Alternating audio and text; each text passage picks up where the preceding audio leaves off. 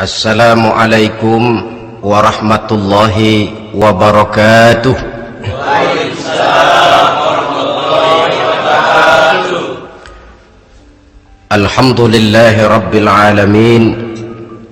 Wassalatu wassalamu ala ashrafil anbiya'i wal mursalin Sayyidina wa maulana Muhammadin wa ala alihi wa ashabihil mujahidin at-tahirin, amma ba'du. Saudara hadirin kaum muslimin rahimakumullah. Sebagai yang kita maklum bahwa Islam bertujuan memelihara kemuliaan manusia yang diciptakan fi ahsani taqwim, dalam bentuk yang paling sempurna. Arak atau minuman keras jelas merupakan hal yang merusak dari berbagai aspek kehidupan, entah kesehatan tubuh, entah pertumbuhan akal, ketentraman rumah tangga, ketentraman masyarakat, bangsa dan negara. Cobalah sejenak kita adakan penyelidikan. Kalau masuk kita ke dalam penjara, melihat sel-sel di sana, berapa banyak yang mendekam di sel karena urusan minuman keras. Masuk kita ke rumah sakit, berapa banyak yang dirawat akibat minuman keras, akibat stres yang dialaminya. Berapa banyak rumah tangga berantakan, berapa banyak pembunuhan terjadi, pemerkosaan terjadi akibat daripada minuman keras ini. Yang paling ironi kalau dia sudah menyerang anak-anak muda kita, padahal kita tahu remaja pemuda adalah bentuk miniatur daripada kehidupan suatu bangsa. Akan bagaimana warna Indonesia 20, 30, 40 tahun yang akan datang, remaja dan pemuda kita jawabannya. Bahkan dari segi agama pun, akan bagaimana warna Islam di Indonesia 20, 30 tahun yang akan datang, remaja itu pula jawabannya. Karena itu tidak terlalu berlebihan kalau saya berkata bahwa untuk menghancurkan Islam di Indonesia ini tidak perlu menghancurkan pondok pesantren, tidak perlu menutup masjid, melarang pengajian, menyegel musola, tidak perlu. Untuk menghancurkan Islam di Indonesia cukup dengan meracuni remaja, pemuda, pemudi Islam di Indonesia. Kalau mereka sudah diracuni, dijauhkan dari agamanya, masalahnya tinggal menunggu pergantian generasi. Maka yang jadi pilot proyek jelas remaja, pemuda, termasuk dengan menanamkan pengaruh minuman keras. Ditanamkan ke tengah remaja kita ini untuk jauh dari tuntunan agama. Hei pemuda-pemuda Islam, kalau kau mau jadi pemuda modern, jangan dekat-dekat ke masjid. Masjid khusus 60 tahun ke atas. Sepertinya di depan masjid itu ada papan pengumuman masjid khusus 60 tahun ke atas. Baca Quran kolot. Seiring dengan itu lalu modernisasi diartikan dengan westernisasi. Kau tidak akan bisa jadi pemuda modern sebelum semua yang datang dari barat kau telan mentah-mentah. Kau harus bisa bergaul seperti orang barat, berumah tangga macam orang barat, makan minum seperti orang barat. Kalau nyanyi lagu barat yang orang lain gak ngerti, kamu juga gak tahu.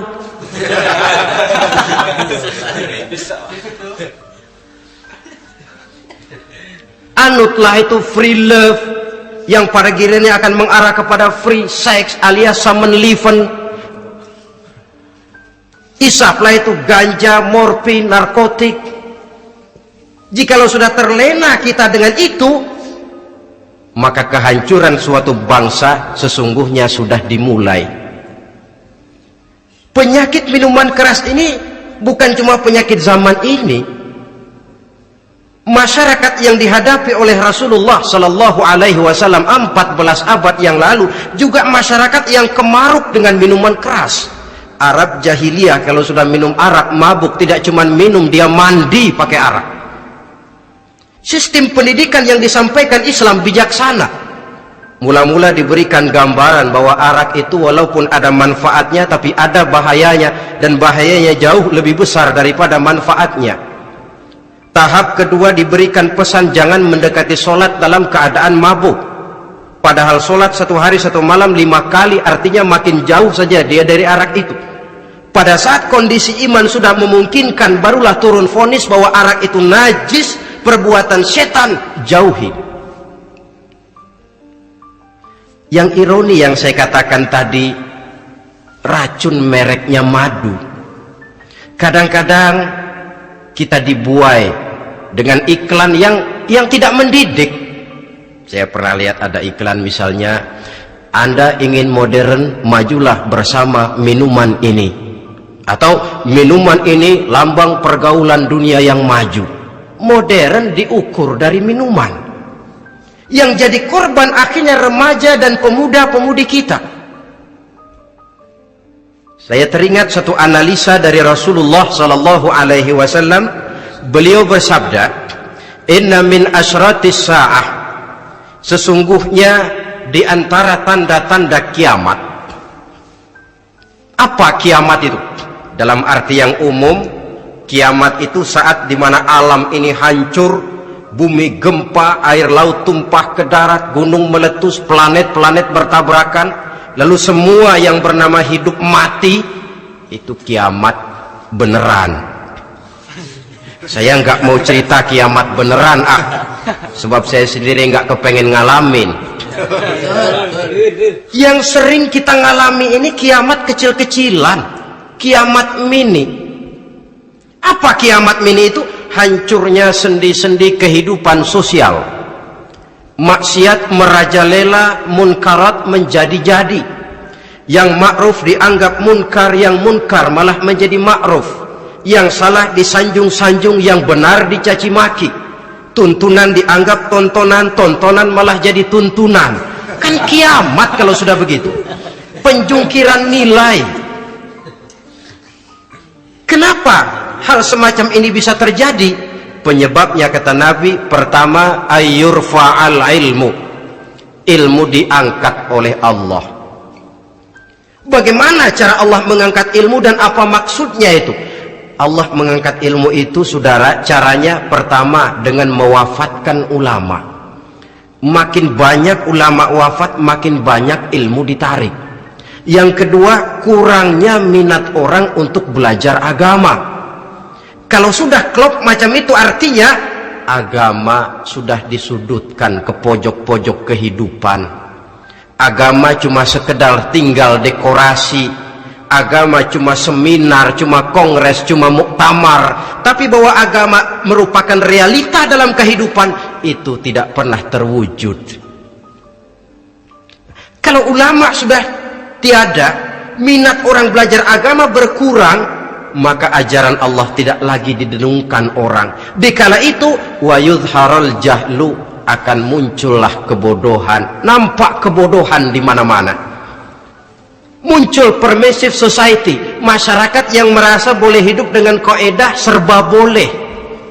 Tidak ada halal, tidak ada haram, tidak ada hak, tidak ada batil, semuanya serba boleh. Kalau sudah begitu kondisi masyarakat, terjadilah apa yang dianalisa oleh Nabi. Dikala itu wayabsua zina, zina dikerjakan berterang-terangan. Orang sudah tidak punya malu, hidupnya sudah pakai prinsip punya kuping, kuping kebo, punya muka, muka tembok, punya kulit, kulit badak. Kalau juga dikasih tahu, malu dong kau tinggal serumah belum nikah. Malu sama siapa? Masyarakat. Allah, masyarakat cuek aja.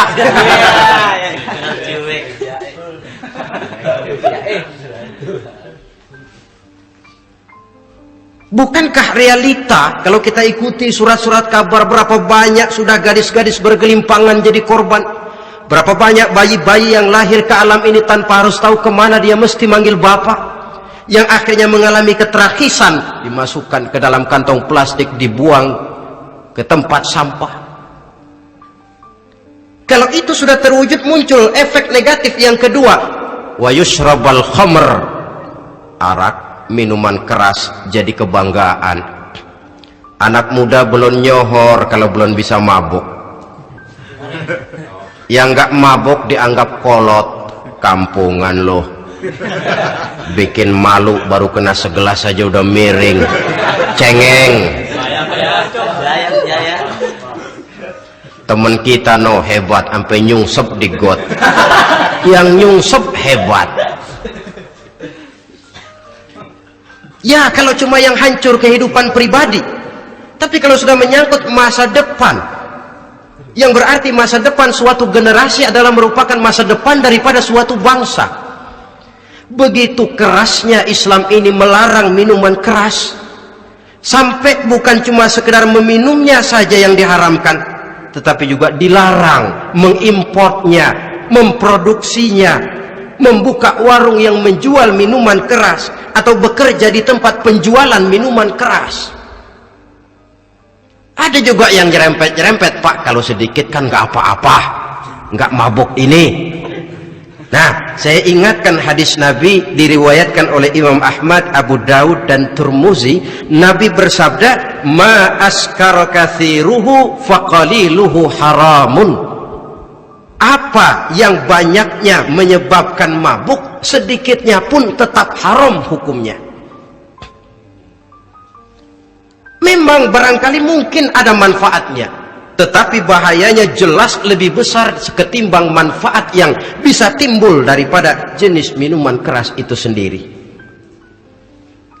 Dalam hadis lain Nabi pesankan, "Man kana yu'minu billahi wal yaumil akhir fala yaq'udu ala ma'idatin taduru 'alaiha al-khamru." Siapa yang beriman kepada Allah dan beriman kepada hari akhirat, jangan dia duduk di dalam satu pertemuan yang di dalam pertemuan itu diedarkan minuman keras. Masuk ke dalam lingkungan macam itu saja tidak diperkenankan. Kenapa? Asyariku fi syarri syarrun. Bersekutu dengan kejahatan, jahat juga hukumnya. Semalam kamu mabuk ya? Enggak, temen, saya cuma ngebeliin aja kok. Apalagi ngebeliin.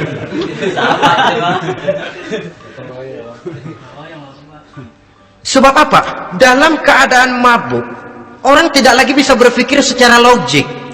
Daya kontrol hilang, artinya perbuatan sudah tidak terkontrol lagi. Yang pertama. Yang kedua, IQ tidak akan tumbuh dan berkembang secara normal seperti yang kita harapkan. Yang ketiga, harga diri akan runtuh, hancur di tengah masyarakat.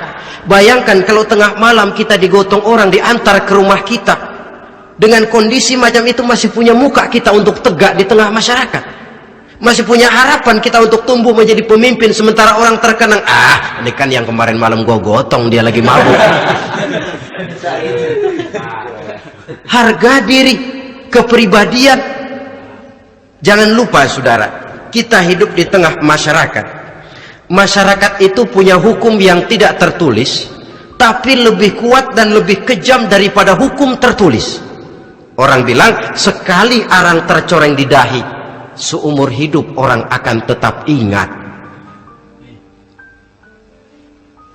Makanya Rasulullah dalam hadis memberikan tamsil untuk adik-adik remaja muslim ini, masalul mu'min kamasalin nahli. Perumpamaan orang yang beriman itu persis seperti tawon. Mentalitas orang mukmin persis tawon. Apa mentalitas tawon? Kalau kita ngaji bab tawon, kita renungi apa keistimewaan tawon. Saya lihat-lihat, ternyata tawon itu punya 4 keistimewaan. Pertama, tawon itu yang dihisap selalu saripati bunga. Bagus makanannya. Belum pernah tawon keliru makan. Saya belum pernah dengar kok ada tawon makan tahu.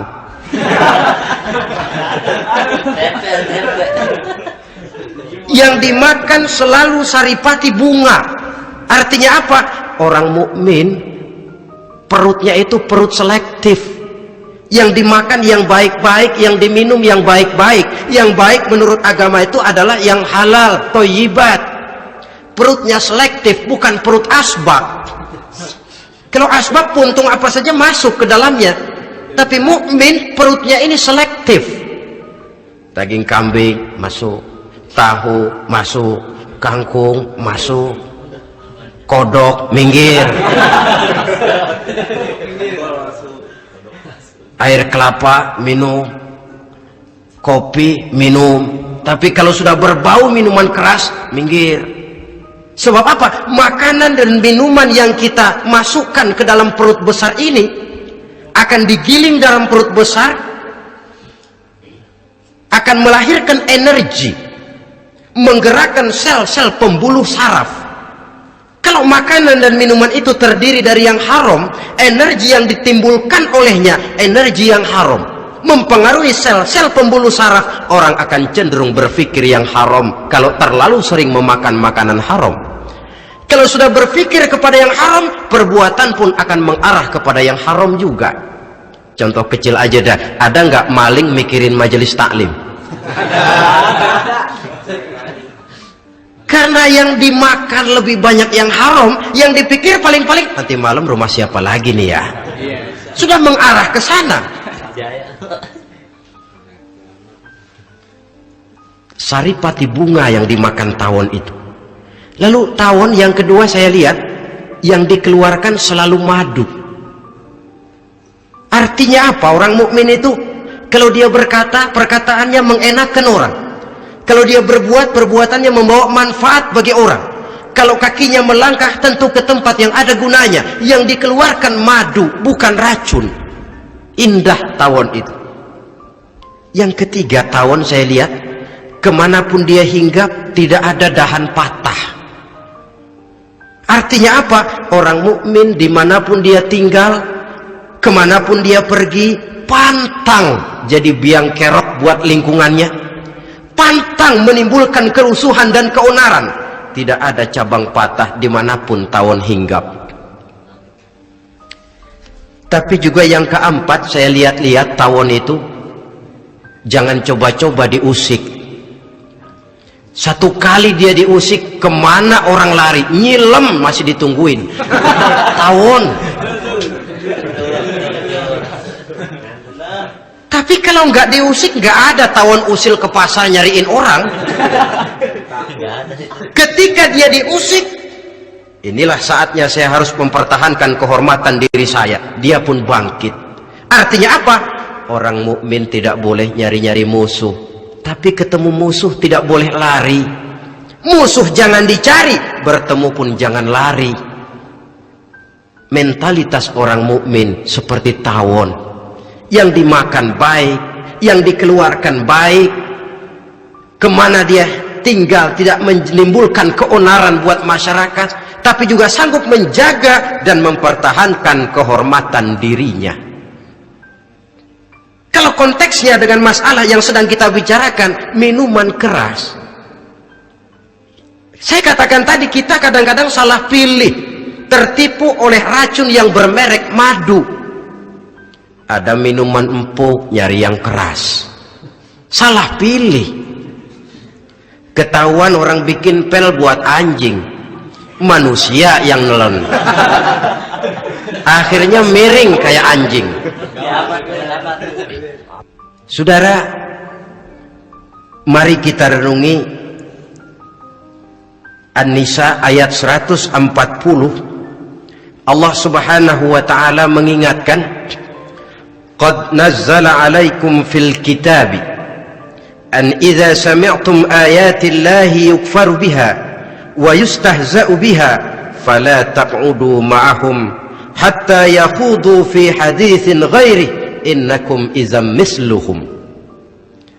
Sungguh kata Allah, telah diturunkan kitab Al-Quran ini kepada kamu, yang apabila kamu dengar ayat-ayat Allah itu diingkari orang, diejek-ejek orang, fala taqudu ma'ahum, jangan kamu duduk bersama orang-orang semacam itu. Bagaimana mengejek ayat-ayat Allah? Misalnya, tahu kalau minuman keras itu diharamkan, tapi masih minum juga, itu kan mengejek ayat namanya.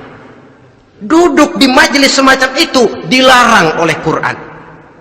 Kenapa? Innakum izam misluhum. Kalau kamu juga duduk di majelis semacam itu, kau dan mereka sama saja, kata Quran. Sama saja. Tahu kalau minuman yang memabukkan itu diharamkan agama, tapi diminumnya juga mengejek ayat Allah. Duduk di tengah kelompok mereka berarti ikut mengejek ayat Allah. Dekat saja pun jangan, entahlah lagi sampai meminumnya. Maaf, bukankah Allah menurunkan Al-Quran kepada manusia? Kata Imam Al-Ghazali, persis, maaflah, seperti gubernur berkirim surat kepada Pak Lurah. Dalam suratnya Pak Gubernur bilang, Pak Lurah, tolong carikan tanah di daerah Kebayoran untuk sekolah 6.000 meter. Pak Lurah dapat surat dari Pak Gubernur, bangga bukan main. Itu surat sore, pagi, siang, malam dibaca, ditaruh di tempat yang tinggi, diberikan minyak wangi, mau diambil dicium dulu, dibawa dengan penuh hormat dan hati-hati. Tapi tanah yang dipesan Pak Gubernur tidak dicari-cariin. Penghargaan macam apa ini? Nanti gubernur cek, Pak Lurah, siap Pak? Sudah terima surat saya? Sudah Pak, sudah. Bagus. Lalu bagaimana? Aduh Pak, surat Bapak sore, pagi, siang, malam saya baca. Bagus. Apalagi Lurah? Surat Bapak saya taruh di tempat yang tinggi Pak. Saya pakaiin minyak wangi, mau saya ambil, saya cium dulu, saya bawa dengan penuh hormat dan hati-hati. Bagus Lurah, kau memang hormat sama atasan. Cuman Lurah, tanahnya udah dicariin belum? Nah yang itu belum tuh Pak, belum. Kata gubernur, bagus Lurah, besok berhenti lo ya.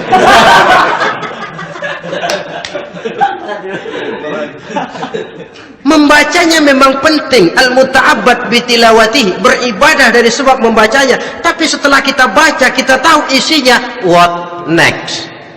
Mau apa kita dengan isinya itu? Jangan yang kita baca kita injak-injak. Itulah ironinya, bagaimana Quran itu mau membawa keberkahan dalam hidup ini, kalau yang kita baca sering kita injak-injak. Dalam kehidupan kita baca ayat, wa ahallallahu al-bai'a wa harramar riba. Allah halalkan jual beli, Allah haramkan riba, tapi renten ditelan terus.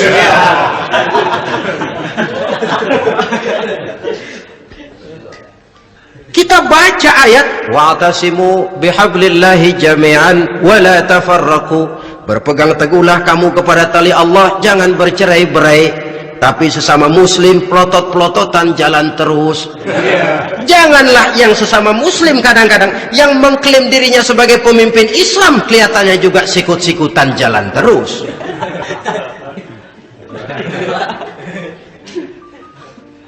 Sehingga tidak heran kalau orang bilang di bawah ngamalin ayat kursi, sudah sampai di atas ayat hilang, tinggal kursi saja yang diamalin. Ironi dan menyedihkan. Perjalanan panjang memang, saatnya kita menunggal dengan Al-Quran ini, tetapi prosesnya memang harus kita mulai dari sekarang. Perkara kapan proses ini selesai, itu bukan masalah kita, tapi bahwa kita sudah memulai suatu proses, itulah yang diharapkan. Hadirin yang saya hormati,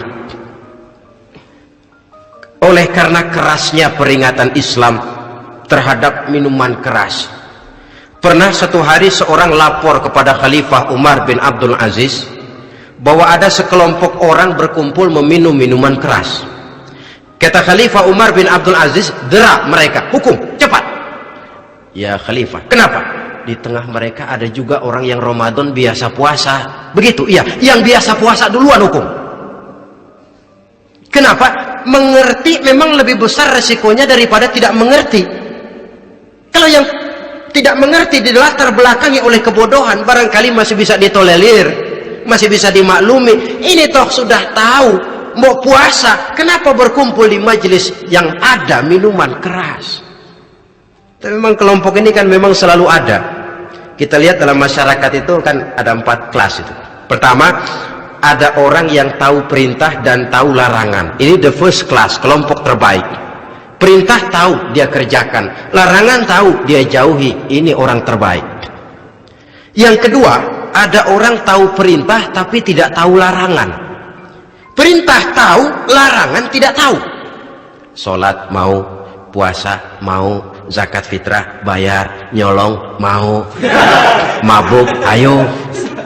Perintah tahu tapi larangan tidak tahu, akhirnya semua dikerjain. Barangkali yang rada bingung malaikat bagaimana nyatatnya ini, kotor absen. Gelas yang ada di hadapan saya ini, kalau semua diisi air putih macam ini, kan jelas bisa diminum orang.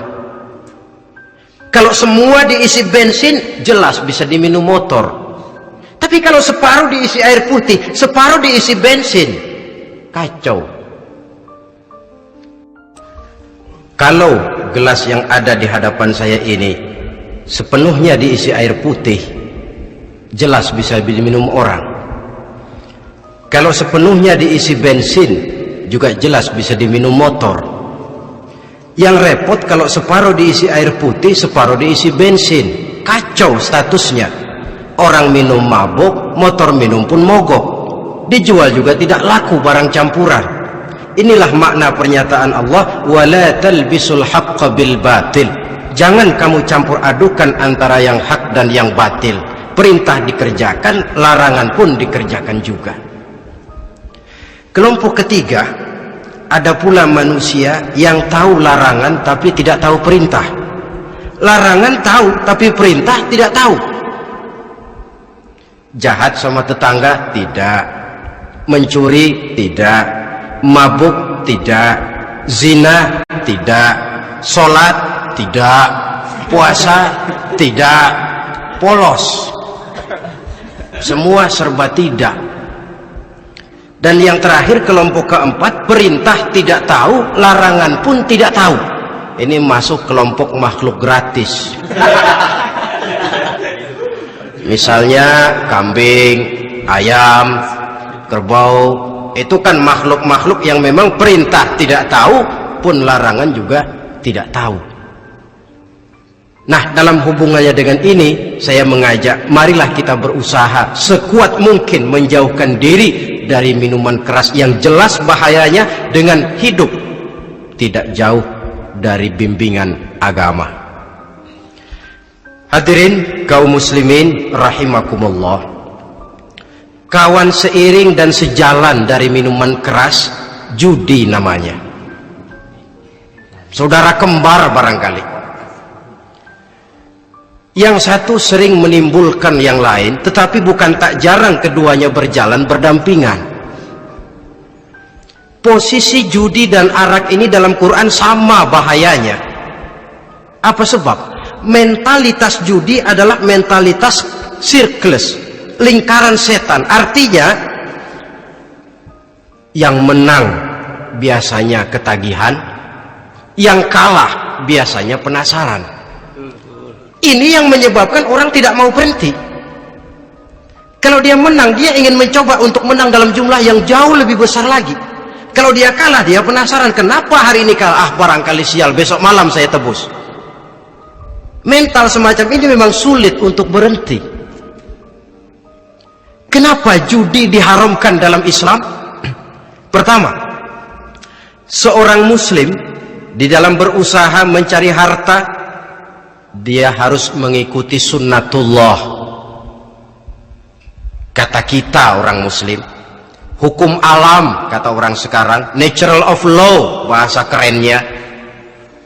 Berusaha menurut hukum kausal, memasuki rumah dari pintunya, menunggu suatu akibat dari sebab yang kita lakukan, bahwa kalau begini mesti begitu.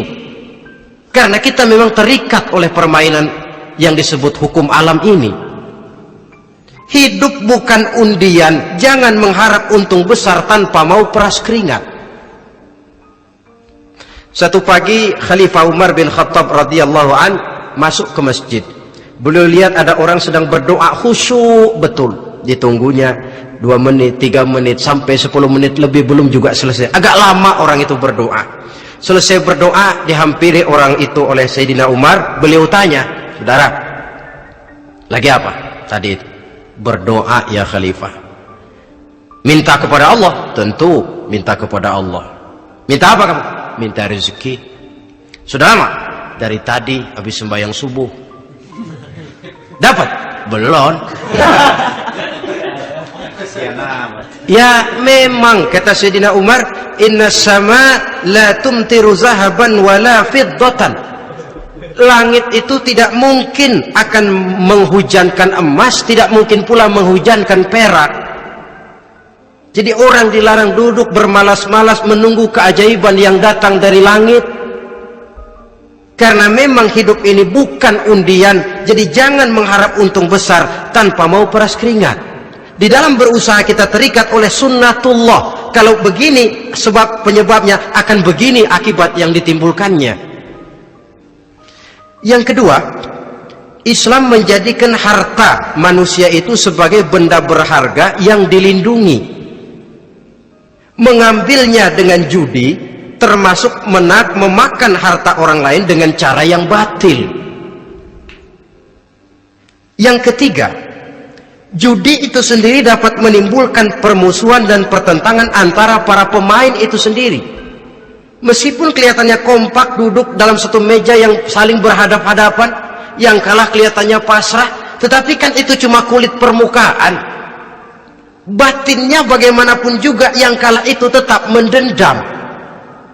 Sedangkan yang kalah di samping mendendam juga mengomel, mencaci mungkin ya lawan bermainnya, ya mungkin juga dirinya sendiri. Dan yang keempat, judi itu merusak aktivitas hidup, membuat orang membuang waktu dengan tidak terasa, dan yang pada gilirannya melupakan orang kepada tanggung jawab. Wah, kalau sudah memegang kartu, konon kabarnya, saya sendiri alhamdulillah belum pernah, lupalah orang anak, lupalah orang kepada istri, lupalah orang kepada tanggung jawab, waktu pun berlalu tanpa terasa. Apalagi kalau sudah diiming-iming oleh gambaran akan memperoleh keuntungan yang besar. Termasuk di dalam judi itu undian, apapun namanya. Yang usaha ke arah ini seharusnya tidak dipermudah, walaupun dengan embel-embel dana kemanusiaan, sumbangan sosial. Saya tidak begitu yakin, saudara, bahwa bangsa Indonesia ini sudah begitu menipis rasa kemanusiaannya sehingga untuk berlaku sosial mesti diimbangi dengan hadiah sekian juta rupiah. Saya tidak percaya bahwa umat Islam di Indonesia sudah begitu tipis rasa kasih sayangnya kepada sesama sehingga sulit mengeluarkan bantuan kalau tidak diimbangi dengan hadiah yang sekian puluh juta rupiah. Yang saya khawatir apa? Pada gilirannya di negeri ini akan makin banyak penghayal-penghayal kelas berat, tukang-tukang lamun kelas tinggi, yang hidup cuma ngumpulin jikalau. Jikalau, andai kata, umpama misalnya, orang sudah kemana-mana, kita masih menghitung jikalau.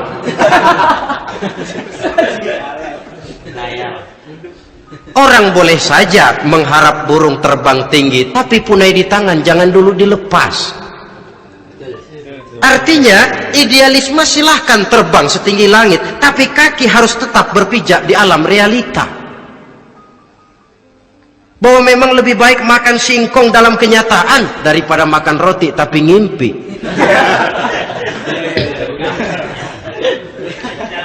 Kadang anaknya menangis, Pak minta jajan, ada uang 200 rupiah. Sudahlah, sabar, kau jangan jajan, nanti bapak beliin kalau tembus 100 juta nih.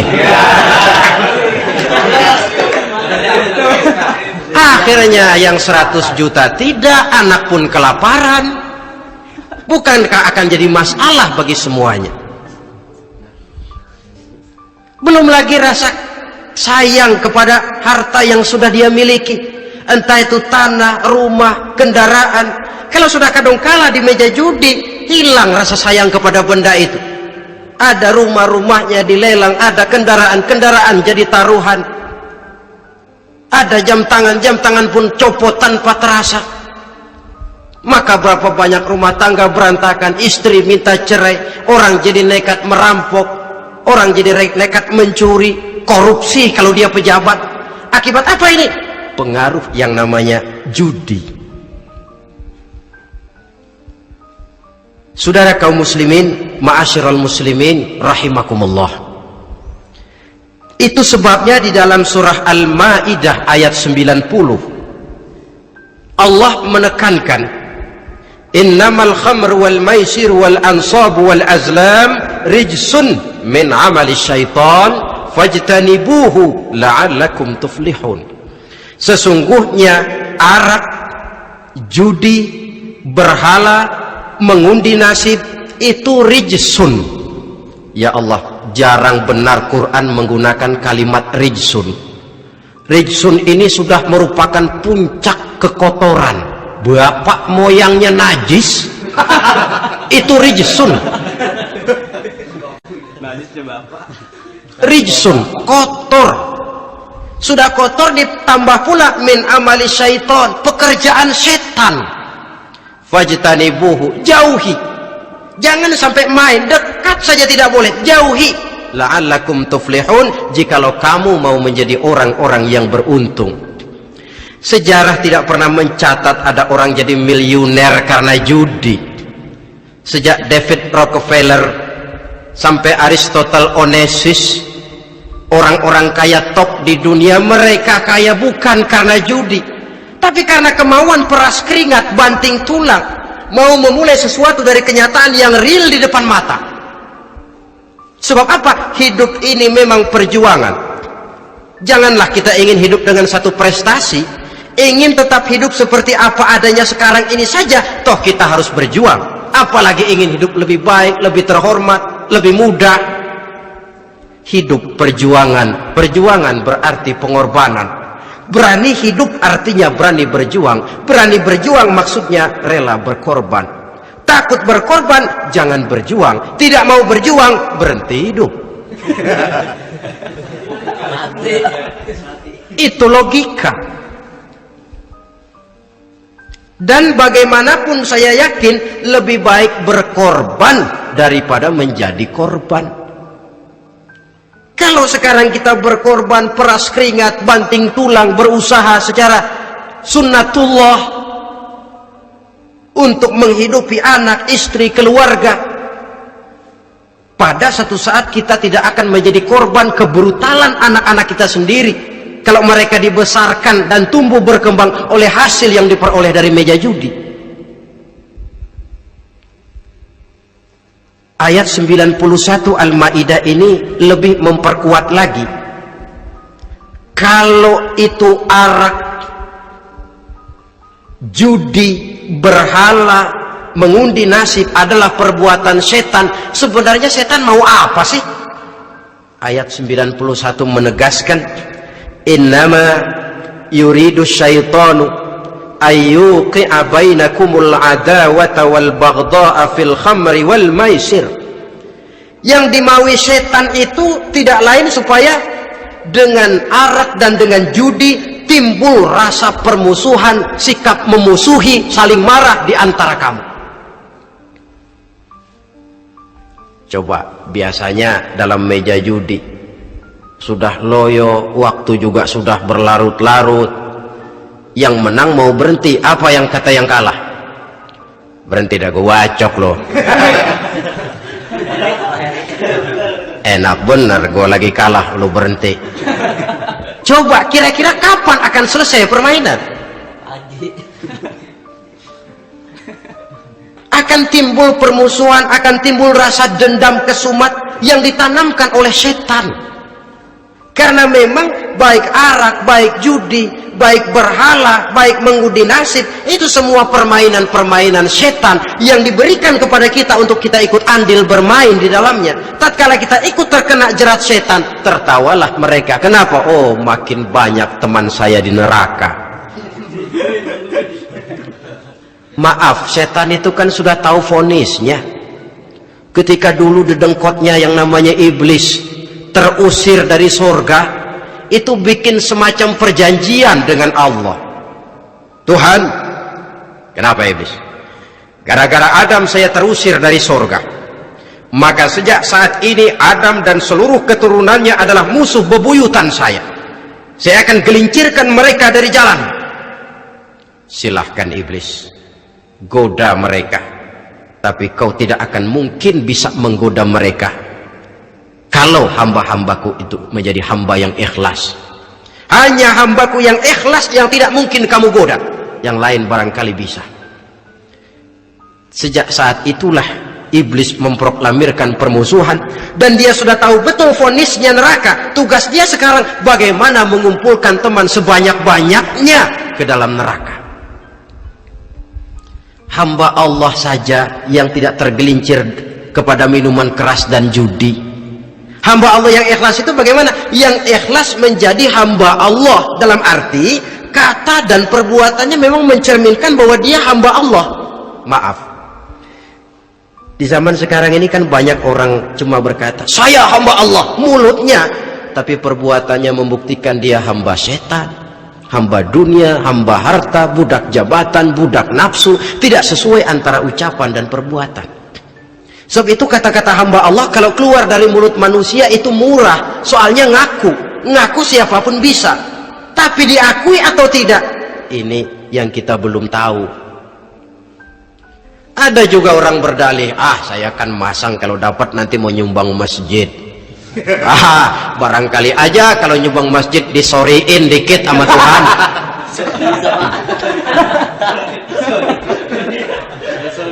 Apa bisa begitu? Saudara, kita tidak mungkin mencuci kain dengan air najis. Innallaha thayyibun, kata Nabi, la yaqbalu illa thayyiba. Allah itu baik dan hanya menerima yang baik. Bahwa dalam Islam tujuan yang baik harus dicapai dengan prosedur yang baik. Bahwa niat menyumbang masjid bagus, tapi hasil daripada judi atau undian tidak akan menyampaikan kita kepada tujuan itu. Tidak boleh mencuri kain walaupun niatnya untuk sholat. Kalau nyolong kain niatnya buat sembahyang, dimaafin kali. Walaupun sholatnya sah, mencuri kainnya tetap saja dosa. Islam tidak menghalalkan segala cara untuk mencapai suatu tujuan. Bahwa tujuan yang baik harus dicapai dengan cara yang baik juga. Dan penyakit judi ini juga bukan penyakit baru. Sejak dulu masa jahiliyah judi mereka, saya kira kalau Las Vegas, kota judi Amerika saja barangkali masih kalah dengan cara judi jahiliyah dulu. Mereka kalau sudah judi itu uang, habis uang ada punya tanah pasang taruhan. Habis tanah ada rumahnya dipasang. Apalagi yang ada? Ternak unta dipertaruhkan. Harta habis, rumah ludes, kebun binasa, ada istri juga dipasangin. Judi.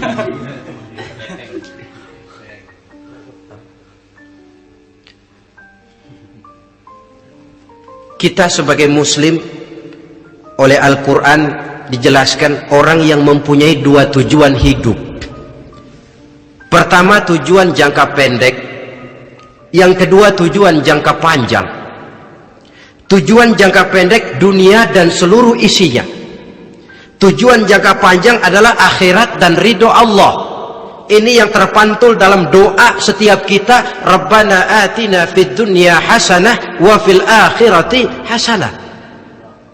Tercapai tujuan jangka pendek fid dunya hasanah dan tujuan jangka panjang wa fil akhirati hasanah.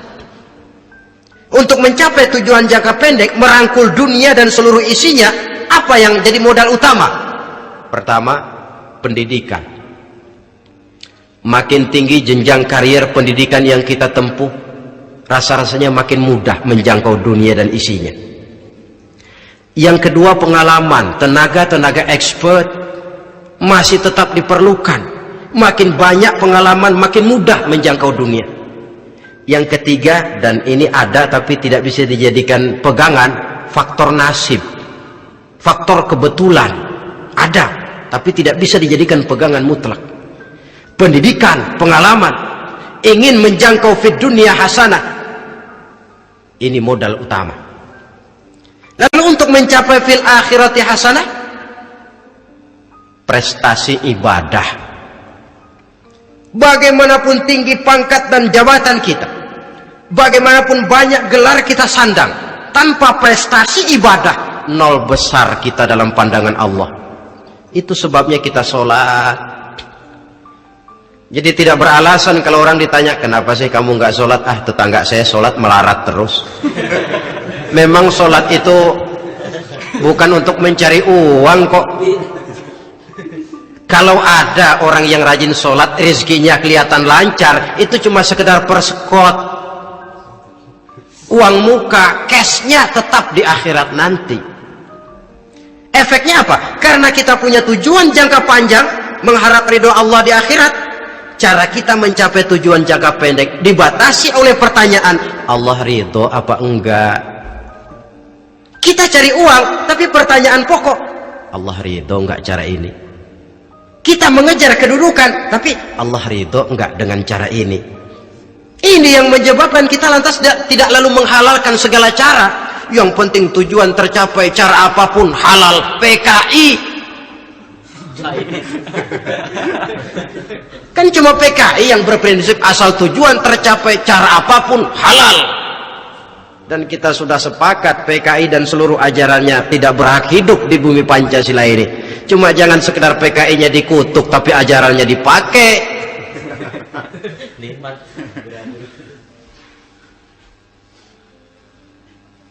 Nah, untuk mencapai dua tujuan ini, Islam mengajarkan sistem keseimbangan. Sehingga Nabi sabdakan, "I'mal lidunyaka ka'annaka ta'ishu abada, wa'mal li akhiratika ka'annaka tamutu ghada." Bekerjalah buat duniamu seolah-olah kau akan hidup untuk selamanya, tetapi bekerjalah untuk akhiratmu seolah-olah kau akan mati besok. Jadi kalau kita sudah sholat menghadap Allah, usolli fardhu maghrib, Allahu Akbar, ingat seolah-olah kita akan mati besok supaya timbul khusyuknya. Tapi kalau kita sudah bekerja, kuliah, bekerja, belajar di tempat tugas, ingat seolah-olah kita akan hidup selamanya supaya timbul gairah kerja. Jangan dibalik. Di kantor ingat mati, lemas terus. Ngapain kerja sungguh-sungguh bakalan mati. Lagi sholat ingat Duta Merlin, Altiron Plaza, ya kacau, salah pasang, tidak pada tempatnya. Untuk mencapai fid dunya hasanah ini, Islam mengajarkan tempuh jalur yang mengikuti sunnatullah. Itu yang dihargai oleh agama. Terikat oleh hukum kausal bahwa kalau ini yang saya usahakan hasilnya akan begini. Perkara nanti hasil tidak seperti yang kita harapkan, baik sangkalah kita kepada Allah. Sebab kita tidak tahu rahasia apa di belakang itu. Kadang orang mengeluh, habis saya rajin sholat tapi rezeki seret, berhenti aja dah. Kita tidak tahu rahasia di belakang itu. Pernah hadirin, satu hari seorang petani, dia selesai bekerja di ladang, istirahat. Dia tidur di bawah sebuah pohon beringin. Di sebelah pohon beringin itu ada pohon labu. Dia berpikir, kalau saya lihat-lihat Tuhan nggak adil katanya. Masa pohon beringin pohonnya besar, buahnya kecil. Pohon labu pohonnya kecil, buahnya gede. Tuhan bukan arsitek ulung ini. Mestinya supaya enak dilihat, beringin yang pohonnya besar buahnya sebesar buah labu. Pohon labu yang pohonnya kecil buahnya kecil saja sebesar buah beringin. Tidak adil Tuhan. Baru dia selesai berpikir Tuhan tidak adil, jatuh sebutir buah beringin tepat menimpa hidungnya. Dia terkejut. Astagfirullahaladzim. Kalau begitu saya sadar katanya, Tuhan benar-benar adil. Coba kalau buah beringin segede buah labu, waduh kayak apa muka saya ini.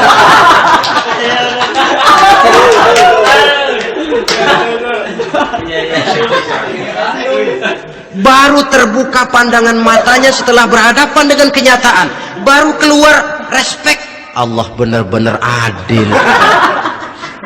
Padahal semenit yang lalu dia masih berkata Tuhan bukan arsitek ulung. Tapi semenit kemudian setelah berhadapan dengan kenyataan yang real dia hadapi, Allah benar-benar adil.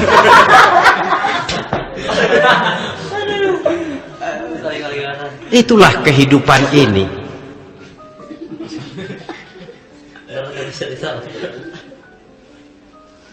Saudara hadirin yang saya hormati, karena itu baik arak baik judi dua-duanya merupakan bahaya laten yang tidak hanya mengancam kehidupan agama tetapi juga masyarakat, bangsa dan negara, apalagi kalau sudah jatuh kepada generasi penerus. Dan yang bagaimanapun juga saya berpikir sebenarnya remaja, pemuda, pemudi kita cuma korban dari suatu sistem. Sebab ini merupakan tanggung jawab bersama. Ulama mubalik macam saya paling wewenangnya cuma ngomong. Yang punya SK untuk memberhentikan pabrik minuman keras itu kan Menteri Perindustrian. Tangan-tangan eksekutif. Sehingga kalau Nabi katakan man ra'a minkum munkaran falyughayyir biyadihi wa illam yastati' fa bilisanihi wa illam yastati' fa biqalbihi. Apabila salah seorang kamu melihat suatu kemunkaran termasuk minuman keras dan judi di dalamnya, rubah itu. Dengan cara apa? Kalau kau mampu dengan tangan, artinya power, kekuatan. Kalau dengan tangan tidak mampu, wah ini orang kalau gue pukul gue yang melintir nih. Umpamanya fabilisani, dengan lidah ngomong. Mas, saya senang sampean tinggal di sini, kampung kami tambah warga, tapi tolonglah jangan bawa pengaruh yang tidak baik. Kalau ternyata bicara pun tidak berani, fabiqalbi, cukup dalam hati, sekurang-kurangnya tidak ikut membenci kemungkaran dalam hati, itulah kadar iman yang paling lemah. Ini secara umum. Tapi kalau hadis ini kita mau adakan semacam, katakan description of job, bahasa kerennya, kita adakan pembagian tugas. Siapa yang harus merombak kemungkaran dengan power? Penguasa, pemerintah, sebab dia punya aparat. Siapa yang merombak kemungkaran dengan lidah? Ulama, kiai, mubalik, ngomong. Siapa yang hanya mengubah kemungkaran dalam hati? Kita umumnya rakyat lemah ini, yang mau ngomong nggak berani tapi hati pegel. Nah, kalau sudah ada pembagian tugas semacam itu, insya Allah masing-masing akan berjalan pada relnya, dan pada akhirnya selamatlah kita, bangsa Indonesia, umat Islam pada khususnya, dari bahaya, baik bahaya minuman keras maupun bahaya judi. Menyelamatkan bangsa, dan yang lebih lagi menyelamatkan masa depan kita. Sekianlah saudara pertemuan kita pada saat ini, mudah-mudahan ada manfaatnya. Terima kasih atas segala perhatian, mohon maaf atas segala kekurangan. Usikum wa nafsi bitaqwallah. Wassalamualaikum warahmatullahi wabarakatuh.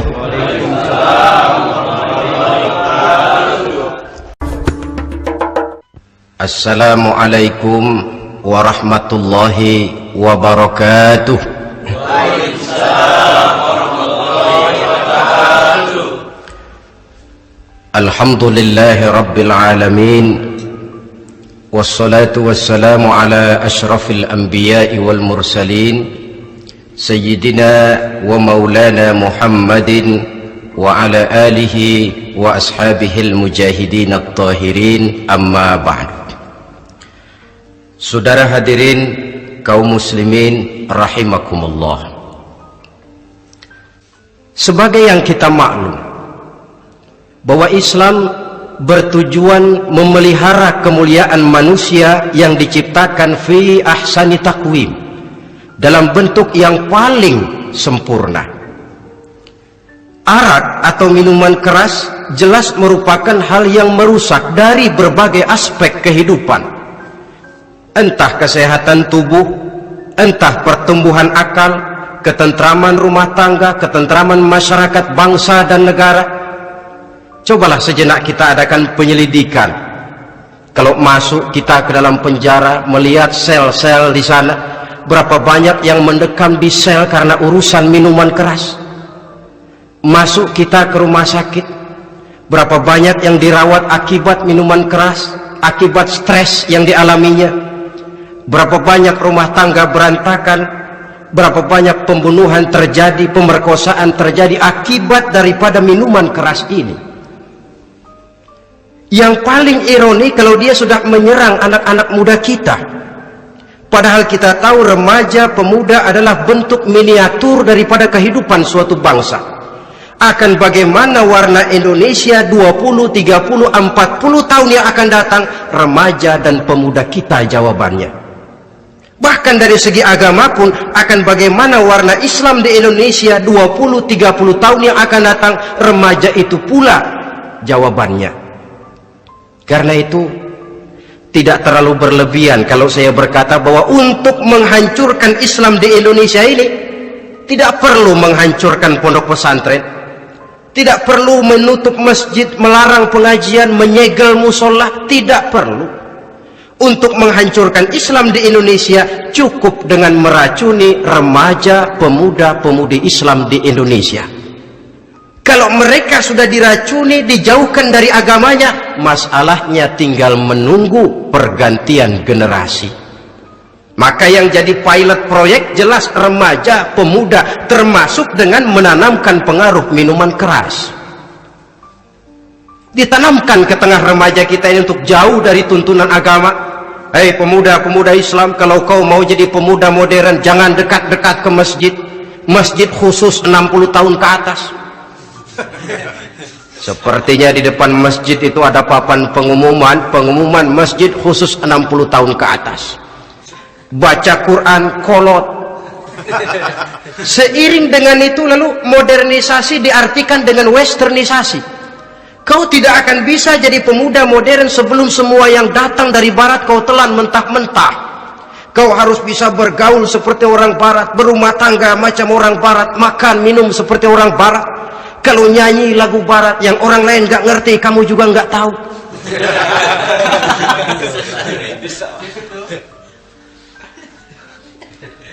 Anutlah itu free love yang pada gilirannya akan mengarah kepada free sex alias samenleven. Isaplah itu ganja, morfin, narkotik. Jikalau sudah terlena kita dengan itu, maka kehancuran suatu bangsa sesungguhnya sudah dimulai. Penyakit minuman keras ini bukan cuma penyakit zaman ini. Masyarakat yang dihadapi oleh Rasulullah Sallallahu Alaihi Wasallam 14 abad yang lalu juga masyarakat yang kemaruk dengan minuman keras. Arab jahiliyah kalau sudah minum arak mabuk, tidak cuma minum, dia mandi pakai arak. Sistem pendidikan yang disampaikan Islam bijaksana. Mula-mula diberikan gambaran bahwa arak itu walaupun ada manfaatnya tapi ada bahayanya, dan bahayanya jauh lebih besar daripada manfaatnya. Tahap kedua diberikan pesan jangan mendekati sholat dalam keadaan mabuk. Padahal sholat 1 hari 1 malam 5 kali, artinya makin jauh saja dia dari arak itu. Pada saat kondisi iman sudah memungkinkan, barulah turun vonis bahwa arak itu najis, perbuatan setan, jauhi. Yang ironi yang saya katakan tadi, racun mereknya madu. Kadang-kadang kita dibuai dengan iklan yang tidak mendidik. Saya pernah lihat ada iklan misalnya, Anda ingin modern, majulah bersama minuman ini. Atau minuman ini lambang pergaulan dunia yang maju. Modern diukur dari minuman. Yang jadi korban akhirnya remaja dan pemuda-pemudi kita. Saya teringat satu analisa dari Rasulullah Sallallahu Alaihi Wasallam. Beliau bersabda, Inna min asyratis sa'ah, sesungguhnya di antara tanda-tanda kiamat. Apa kiamat itu? Dalam arti yang umum, kiamat itu saat dimana alam ini hancur, bumi gempa, air laut tumpah ke darat, gunung meletus, planet-planet bertabrakan, lalu semua yang bernama hidup mati. Itu kiamat beneran. Saya nggak mau cerita kiamat beneran, sebab saya sendiri nggak kepengen ngalamin. Yang sering kita ngalami ini kiamat kecil-kecilan, kiamat mini. Apa kiamat mini itu? Hancurnya sendi-sendi kehidupan sosial. Maksiat merajalela, munkarat menjadi-jadi. Yang ma'ruf dianggap munkar, yang munkar malah menjadi ma'ruf. Yang salah disanjung-sanjung, yang benar dicaci maki. Tuntunan dianggap tontonan, tontonan malah jadi tuntunan. Kan kiamat kalau sudah begitu. Penjungkiran nilai. Kenapa hal semacam ini bisa terjadi? Penyebabnya kata Nabi, pertama ayyurfa'al ilmu, ilmu diangkat oleh Allah. Bagaimana cara Allah mengangkat ilmu dan apa maksudnya itu? Allah mengangkat ilmu itu, saudara, caranya pertama dengan mewafatkan ulama. Makin banyak ulama wafat, makin banyak ilmu ditarik. Yang kedua, kurangnya minat orang untuk belajar agama.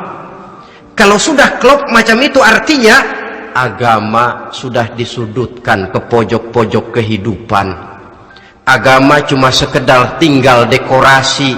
Agama cuma seminar, cuma kongres, cuma muktamar. Tapi bahwa agama merupakan realita dalam kehidupan, itu tidak pernah terwujud. Kalau ulama sudah tiada, minat orang belajar agama berkurang, maka ajaran Allah tidak lagi didengungkan orang. Dikala itu wa yudharul jahlu, akan muncullah kebodohan. Nampak kebodohan di mana-mana. Muncul permissive society, masyarakat yang merasa boleh hidup dengan kaidah serba boleh. Tidak ada halal, tidak ada haram, tidak ada hak, tidak ada batil, semuanya serba boleh. Kalau sudah begitu kondisi masyarakat, terjadilah apa yang dianalisa oleh Nabi.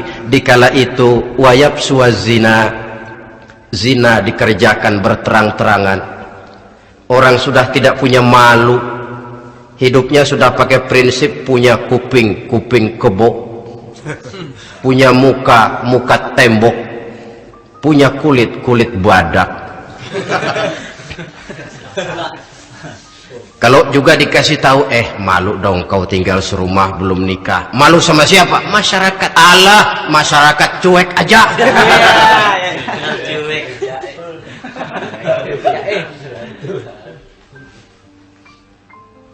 Bukankah realita kalau kita ikuti surat-surat kabar, berapa banyak sudah gadis-gadis bergelimpangan jadi korban? Berapa banyak bayi-bayi yang lahir ke alam ini tanpa harus tahu kemana dia mesti manggil bapak, yang akhirnya mengalami ketrakisan, dimasukkan ke dalam kantong plastik, dibuang ke tempat sampah. Kalau itu sudah terwujud, muncul efek negatif yang kedua, wa yushrabal khamr, arak, minuman keras jadi kebanggaan. Anak muda belum nyohor kalau belum bisa mabuk. Yang nggak mabuk dianggap kolot, kampungan loh, bikin malu, baru kena segelas saja udah miring, cengeng. Temen kita no hebat, sampai nyungsep di got. Yang nyungsep hebat. Ya kalau cuma yang hancur kehidupan pribadi, tapi kalau sudah menyangkut masa depan, yang berarti masa depan suatu generasi adalah merupakan masa depan daripada suatu bangsa. Begitu kerasnya Islam ini melarang minuman keras, sampai bukan cuma sekedar meminumnya saja yang diharamkan, tetapi juga dilarang mengimportnya, memproduksinya, membuka warung yang menjual minuman keras, atau bekerja di tempat penjualan minuman keras. Ada juga yang nyerempet-nyerempet, Pak, kalau sedikit kan nggak apa-apa, nggak mabuk ini. Nah, saya ingatkan hadis Nabi diriwayatkan oleh Imam Ahmad, Abu Daud dan Turmuzi. Nabi bersabda, ma askara katsiruhu faqaliluhu haramun. Apa yang banyaknya menyebabkan mabuk, sedikitnya pun tetap haram hukumnya. Memang barangkali mungkin ada manfaatnya, tetapi bahayanya jelas lebih besar ketimbang manfaat yang bisa timbul daripada jenis minuman keras itu sendiri. Dalam hadis lain Nabi pesankan, man kana yu'minu billahi wal yaumil akhir fala yaq'udu ala ma'idatin taduru 'alaiha al-khamru. Siapa yang beriman kepada Allah dan beriman kepada hari akhirat, jangan dia duduk di dalam satu pertemuan yang di dalam pertemuan itu diedarkan minuman keras. Masuk ke dalam lingkungan macam itu saja tidak diperkenankan. Kenapa? Asyariku fi syarri syarrun. Bersekutu dengan kejahatan, jahat juga hukumnya. Semalam kamu mabuk ya? Enggak, temen, saya cuma ngebeliin aja kok. Apalagi ngebeliin.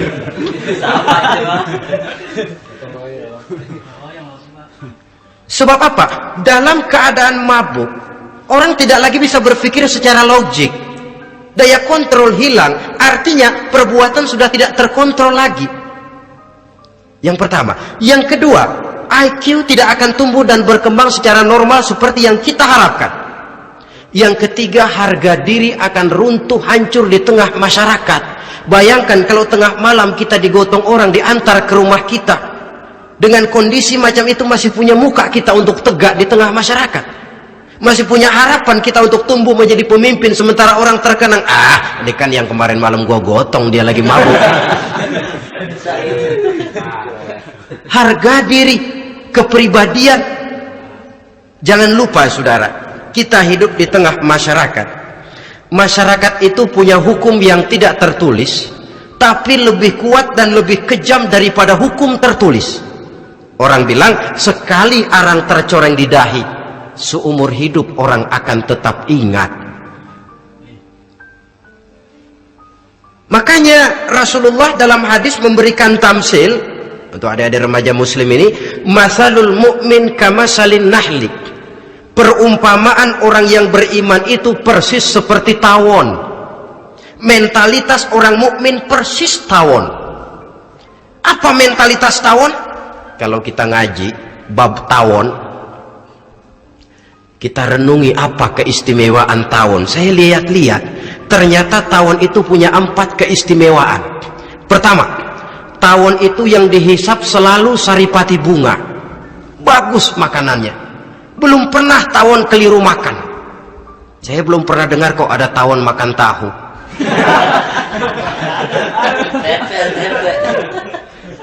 Yang dimakan selalu saripati bunga. Artinya apa? Orang mukmin perutnya itu perut selektif. Yang dimakan yang baik-baik, yang diminum yang baik-baik. Yang baik menurut agama itu adalah yang halal, thayyibat. Perutnya selektif, bukan perut asbak. Kalau asbak puntung apa saja masuk ke dalamnya, tapi mukmin perutnya ini selektif. Daging kambing masuk, tahu masuk, kangkung masuk, kodok minggir, air kelapa minum, kopi minum. Tapi kalau sudah berbau minuman keras, minggir. Sebab apa? Makanan dan minuman yang kita masukkan ke dalam perut besar ini akan digiling dalam perut besar,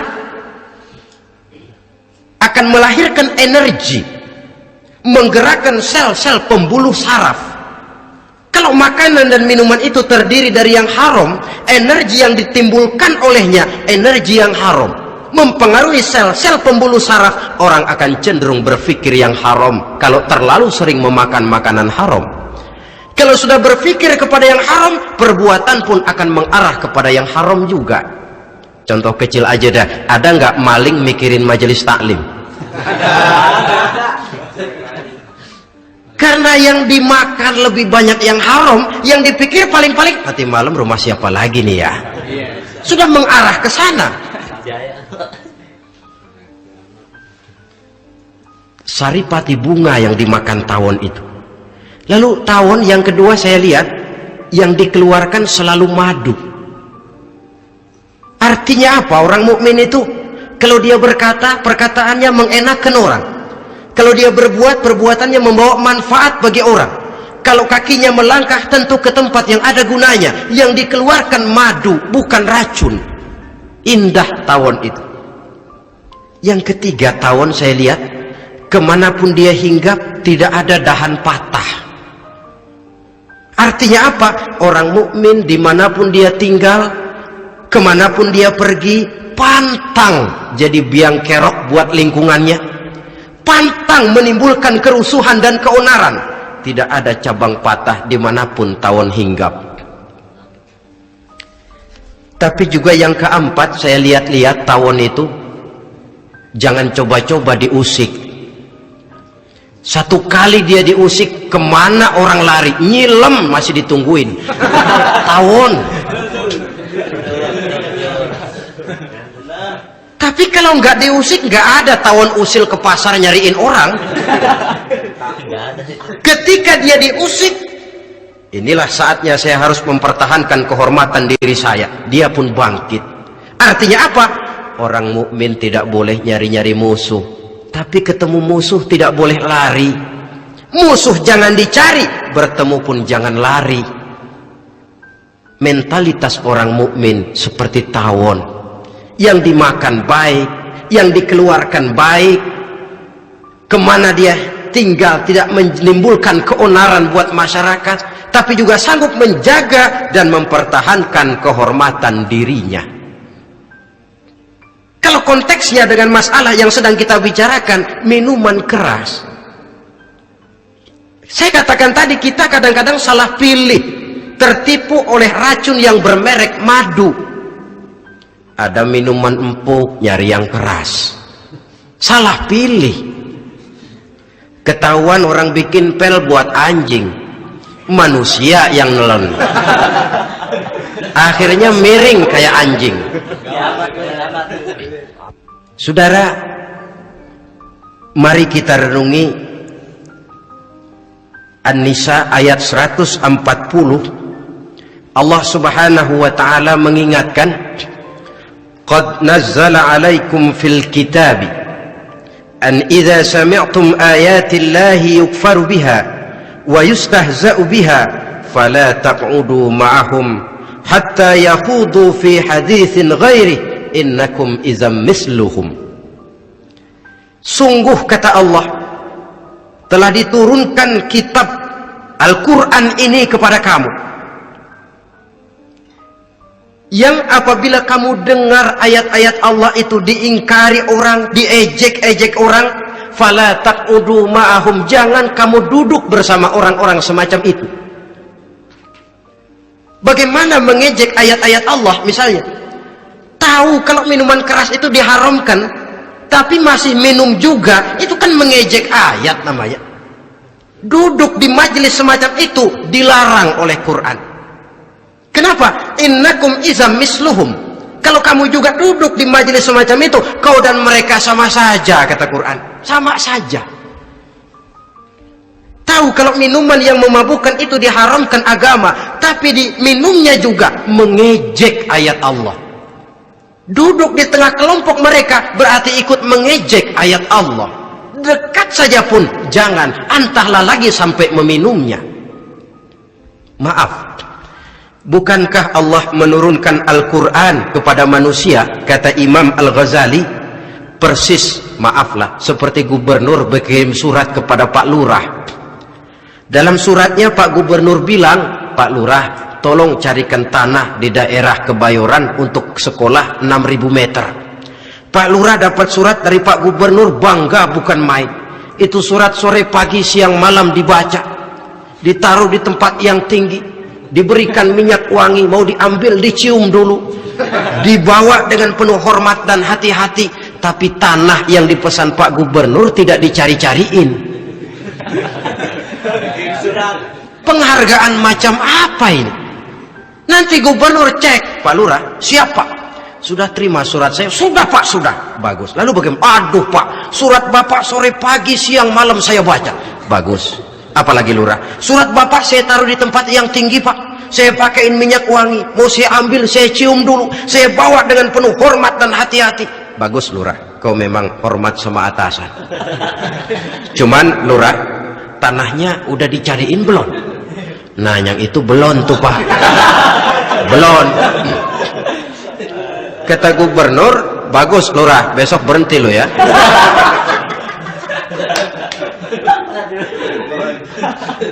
Membacanya memang penting, al-muta'abbad bitilawatihi, beribadah dari sebab membacanya. Tapi setelah kita baca, kita tahu isinya, what next? Mau apa kita dengan isinya itu? Jangan yang kita baca kita injak-injak. Itulah ironinya, bagaimana Quran itu mau membawa keberkahan dalam hidup ini, kalau yang kita baca sering kita injak-injak. Dalam kehidupan kita baca ayat wa ahallallahu al-bai'a wa harrama riba. Allah halalkan jual beli, Allah haramkan riba, tapi renten ditelan terus.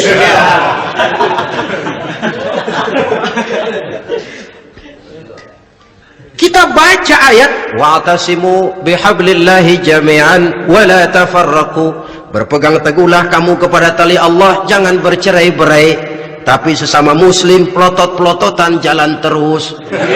Janganlah yang sesama muslim kadang-kadang yang mengklaim dirinya sebagai pemimpin Islam kelihatannya juga sikut-sikutan jalan terus.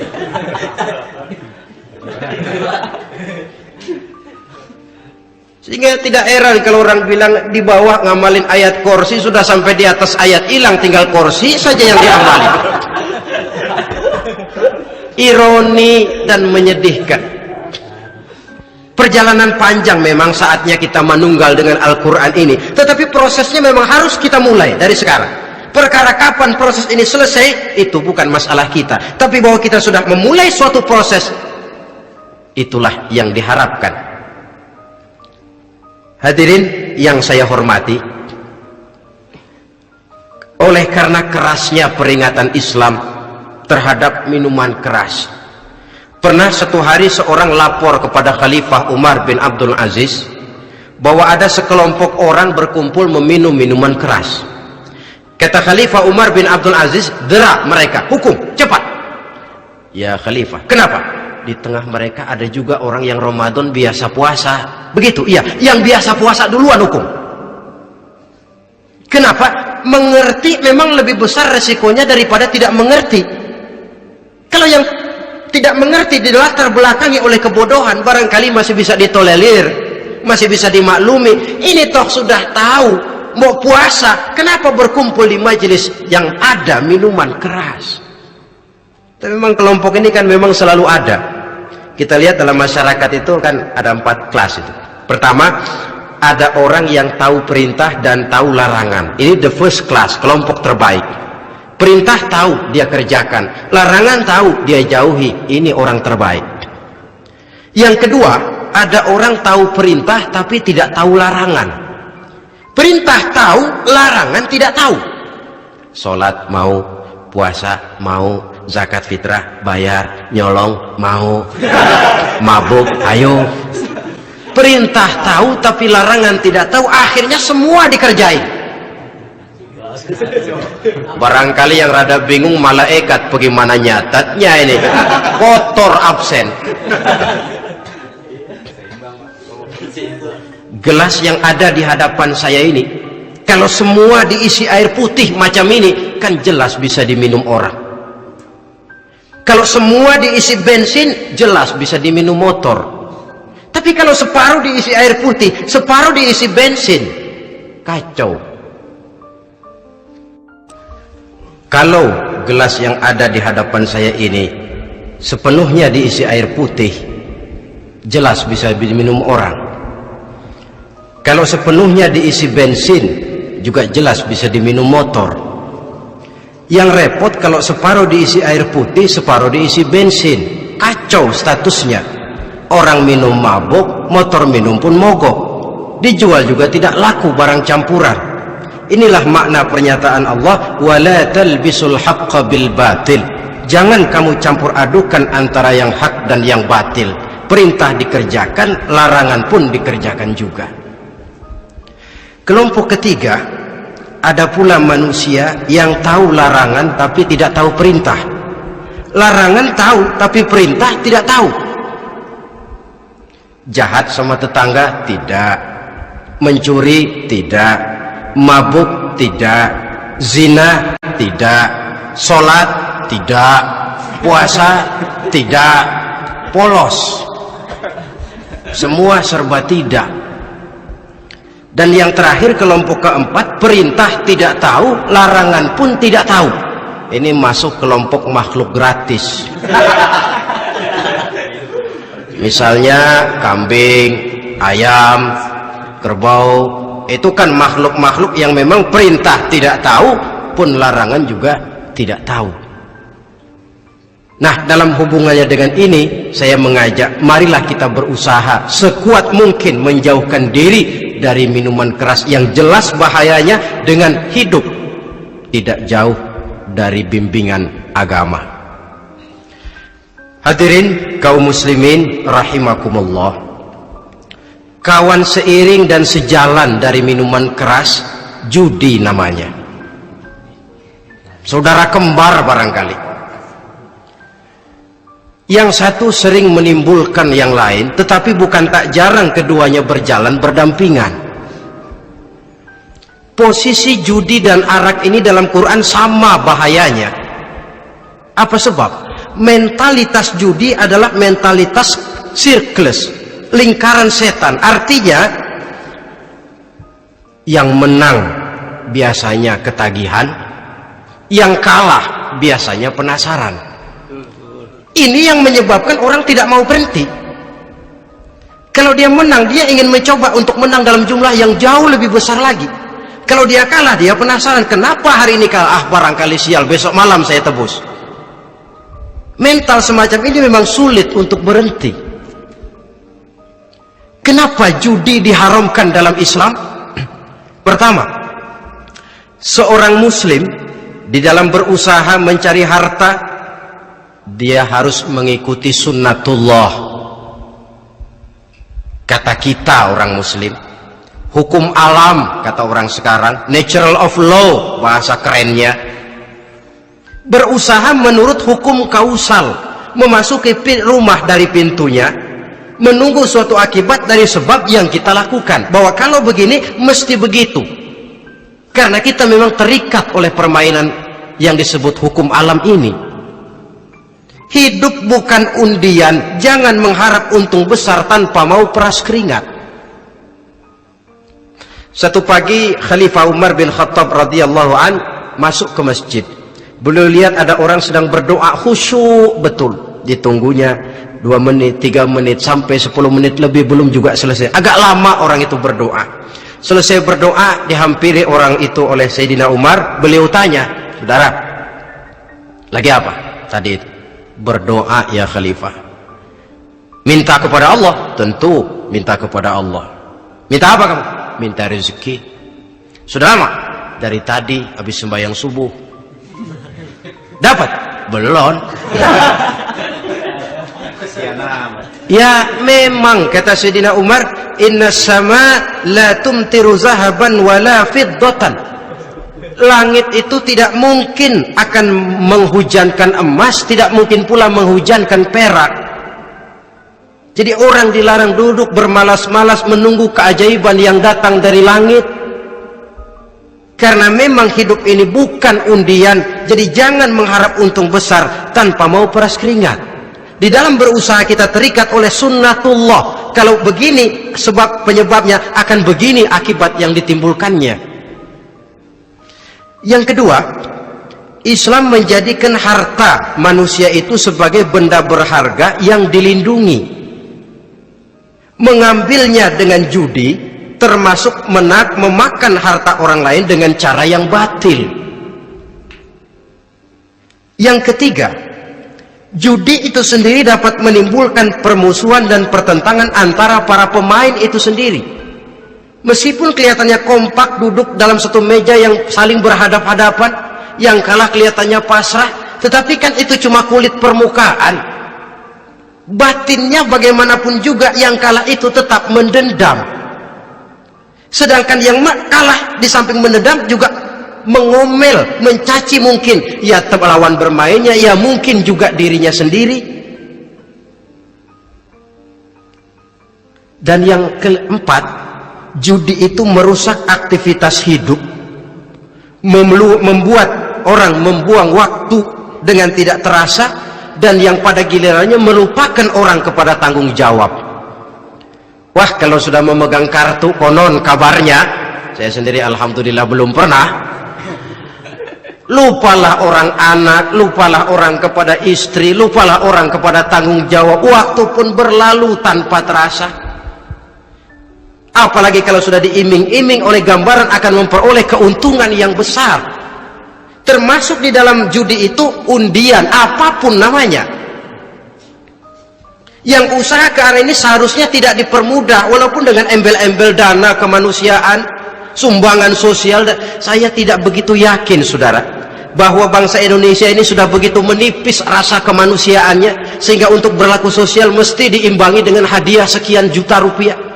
Saya tidak percaya bahwa umat Islam di Indonesia sudah begitu tipis rasa kasih sayangnya kepada sesama sehingga sulit mengeluarkan bantuan kalau tidak diimbangi dengan hadiah yang sekian puluh juta rupiah.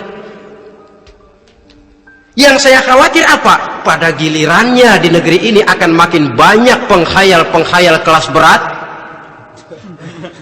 tukang-tukang lamun kelas tinggi, yang hidup cuma ngumpulin jikalau. Jikalau, andai kata, umpama misalnya, orang sudah kemana-mana kita masih menghitung jikalau.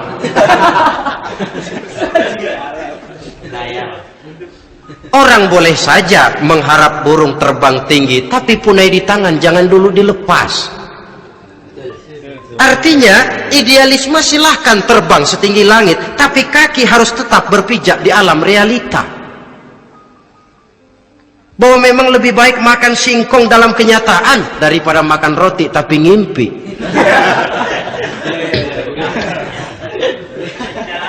Kadang anaknya menangis, Pak minta jajan, ada uang 200 rupiah. Sudahlah sabar, kau jangan jajan, nanti bapak beliin kalau tembus 100 juta nih.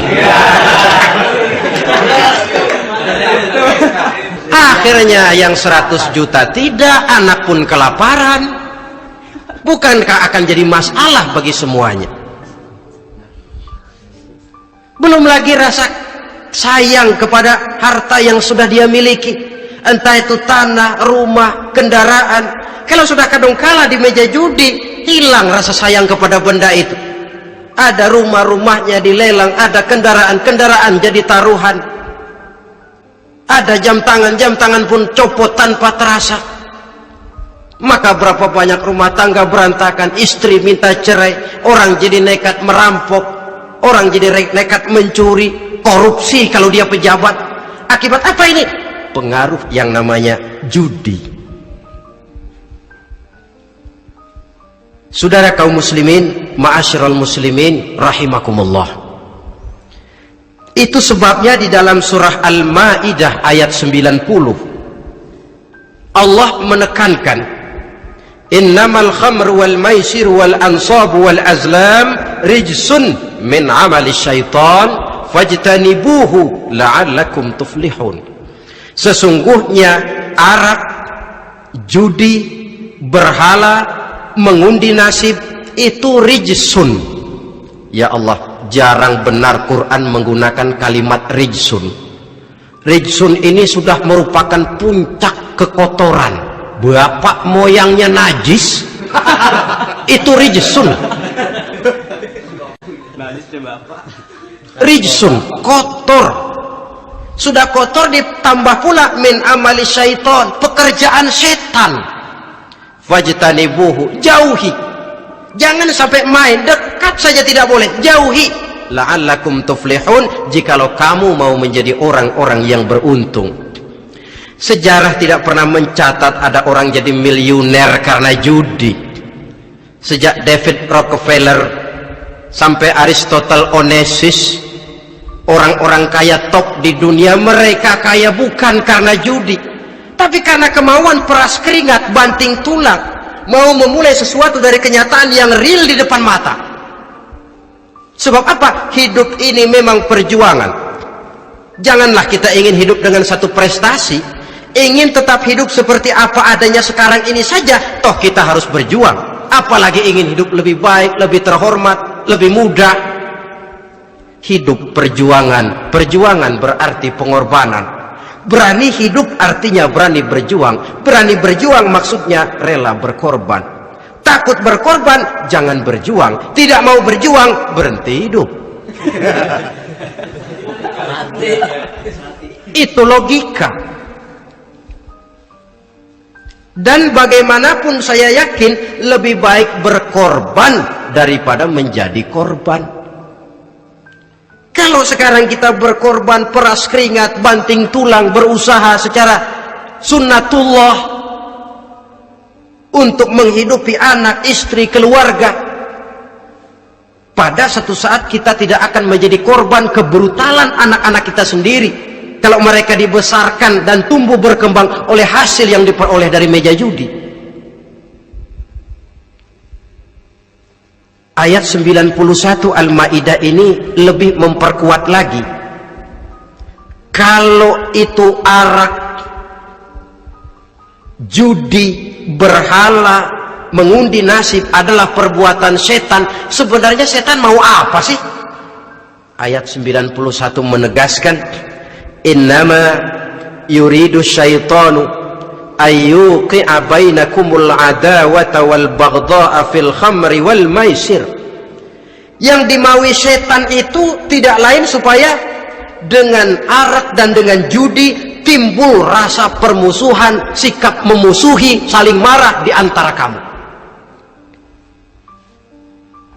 Coba, biasanya dalam meja judi sudah loyo, waktu juga sudah berlarut-larut. Yang menang mau berhenti, apa yang kata yang kalah? Berhenti dah, gua wacok loh. Enak bener, gua lagi kalah, lo berhenti. Coba, kira-kira kapan akan selesai permainan? Akan timbul permusuhan, akan timbul rasa dendam, kesumat yang ditanamkan oleh setan. Karena memang baik arak, baik judi, baik berhala, baik mengundi nasib, itu semua permainan-permainan setan yang diberikan kepada kita untuk kita ikut andil bermain di dalamnya. Tatkala kita ikut terkena jerat setan, tertawalah mereka. Kenapa? Oh, makin banyak teman saya di neraka. Maaf, setan itu kan sudah tahu vonisnya. Ketika dulu dedengkotnya yang namanya iblis terusir dari surga, itu bikin semacam perjanjian dengan Allah. Tuhan, kenapa iblis? Gara-gara Adam saya terusir dari surga. Maka sejak saat ini Adam dan seluruh keturunannya adalah musuh bebuyutan saya. Saya akan gelincirkan mereka dari jalan. Silahkan iblis, goda mereka, tapi kau tidak akan mungkin bisa menggoda mereka kalau hamba-hambaku itu menjadi hamba yang ikhlas. Hanya hambaku yang ikhlas yang tidak mungkin kamu goda, yang lain barangkali bisa. Sejak saat itulah iblis memproklamirkan permusuhan, dan dia sudah tahu betul vonisnya neraka. Tugas dia sekarang bagaimana mengumpulkan teman sebanyak-banyaknya ke dalam neraka. Hamba Allah saja yang tidak tergelincir kepada minuman keras dan judi. Hamba Allah yang ikhlas itu bagaimana? Yang ikhlas menjadi hamba Allah, dalam arti kata dan perbuatannya memang mencerminkan bahwa dia hamba Allah. Maaf, di zaman sekarang ini kan banyak orang cuma berkata saya hamba Allah mulutnya, tapi perbuatannya membuktikan dia hamba setan, hamba dunia, hamba harta, budak jabatan, budak nafsu. Tidak sesuai antara ucapan dan perbuatan. Sebab itu kata-kata hamba Allah kalau keluar dari mulut manusia itu murah, soalnya ngaku siapapun bisa. Tapi diakui atau tidak, ini yang kita belum tahu. Ada juga orang berdalih, saya akan masang kalau dapat nanti mau nyumbang masjid. Barangkali aja kalau nyumbang masjid disoriin dikit sama Tuhan.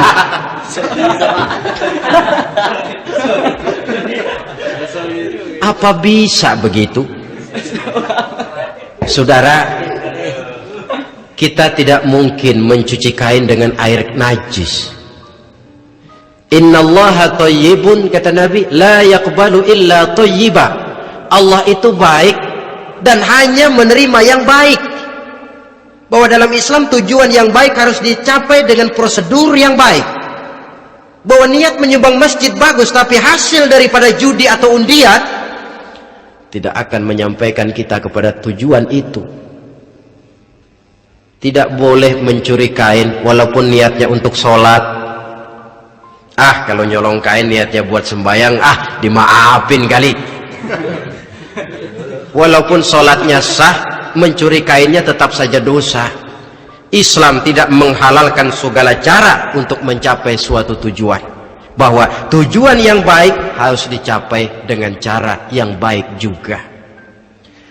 Dan penyakit judi ini juga bukan penyakit baru. Sejak dulu masa jahiliyah judi mereka, saya kira kalau Las Vegas, kota judi Amerika saja barangkali masih kalah dengan cara judi jahiliyah dulu.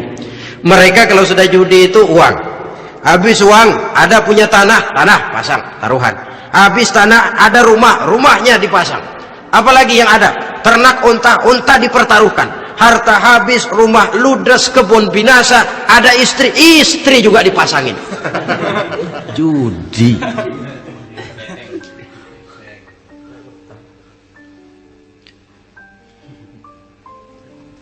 Kita sebagai muslim oleh Al-Quran dijelaskan orang yang mempunyai dua tujuan hidup. Pertama tujuan jangka pendek, yang kedua tujuan jangka panjang.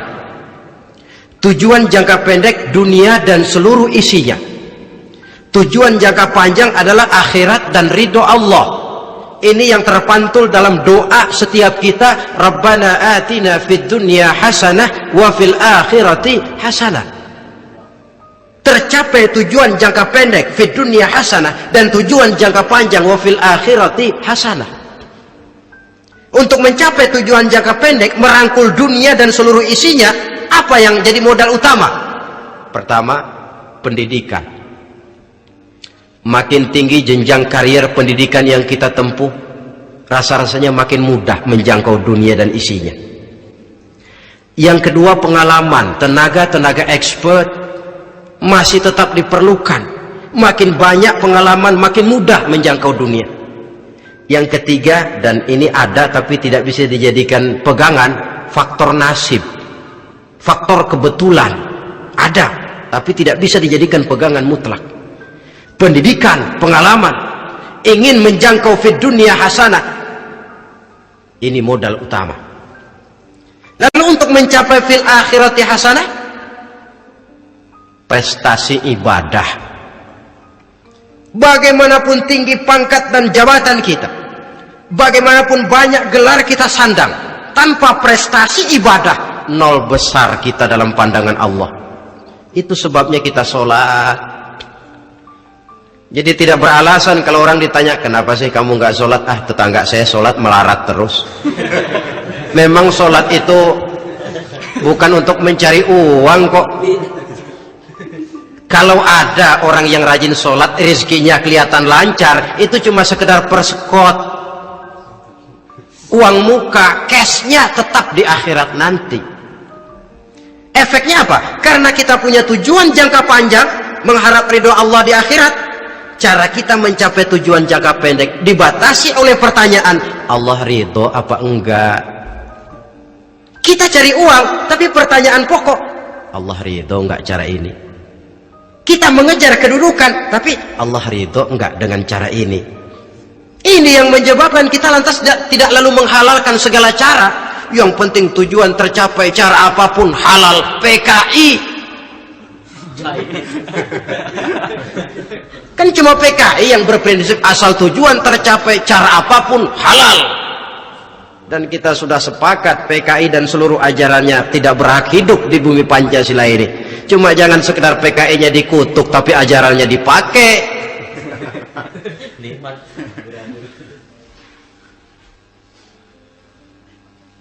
Nah, untuk mencapai dua tujuan ini, Islam mengajarkan sistem keseimbangan. Sehingga Nabi sabdakan, "I'mal li dunyaka ka'annaka ta'ishu abada, wa'mal li akhiratika ka'annaka tamutu ghada." Bekerjalah buat duniamu seolah-olah kau akan hidup untuk selamanya, tetapi bekerjalah untuk akhiratmu seolah-olah kau akan mati besok. Jadi kalau kita sudah sholat menghadap Allah, usolli fardul maghrib, Allahu Akbar, ingat seolah-olah kita akan mati besok supaya timbul khusyuknya.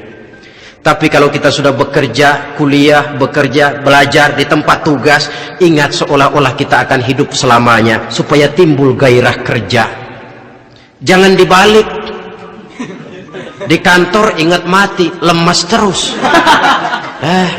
Ngapain kerja sungguh-sungguh bakalan mati. Lagi sholat ingat Duta Merlin, Altiron Plaza, ya kacau. Salah pasang, tidak pada tempatnya. Untuk mencapai fid dunya hasanah ini, Islam mengajarkan tempuh jalur yang mengikuti sunnatullah. Itu yang dihargai oleh agama. Terikat oleh hukum kausal bahwa kalau ini yang saya usahakan hasilnya akan begini. Perkara nanti hasil tidak seperti yang kita harapkan, baik sangkalah kita kepada Allah. Sebab kita tidak tahu rahasia apa di belakang itu. Kadang orang mengeluh, habis saya rajin sholat tapi rezeki seret, berhenti aja dah. Kita tidak tahu rahasia di belakang itu. Pernah hadirin, satu hari seorang petani, dia selesai bekerja di ladang, istirahat. Dia tidur di bawah sebuah pohon beringin. Di sebelah pohon beringin itu ada pohon labu. Dia berpikir, kalau saya lihat-lihat Tuhan nggak adil katanya. Masa pohon beringin pohonnya besar, buahnya kecil. Pohon labu pohonnya kecil, buahnya gede. Tuhan bukan arsitek ulung ini. Mestinya supaya enak dilihat, beringin yang pohonnya besar buahnya sebesar buah labu. Pohon labu yang pohonnya kecil buahnya kecil saja sebesar buah beringin. Tidak adil Tuhan. Baru dia selesai berpikir Tuhan tidak adil, jatuh sebutir buah beringin tepat menimpa hidungnya. Dia terkejut. Astagfirullahaladzim. Kalau begitu saya sadar katanya, Tuhan benar-benar adil. Coba kalau buah beringin segede buah labu, waduh kayak apa muka saya ini.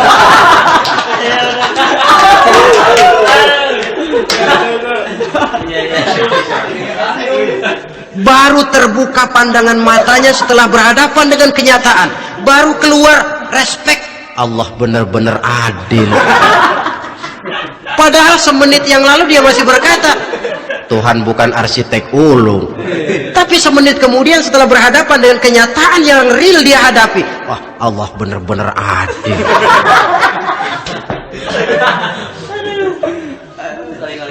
Itulah kehidupan ini.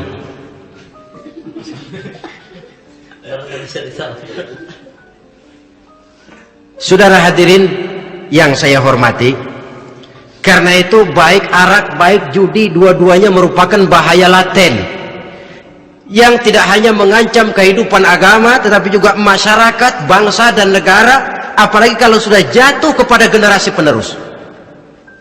Dan yang bagaimanapun juga saya berpikir sebenarnya remaja, pemuda, pemudi kita cuma korban dari suatu sistem. Sebab ini merupakan tanggung jawab bersama. Ulama mubalik macam saya paling wewenangnya cuma ngomong. Yang punya SK untuk memberhentikan pabrik minuman keras itu kan Menteri Perindustrian.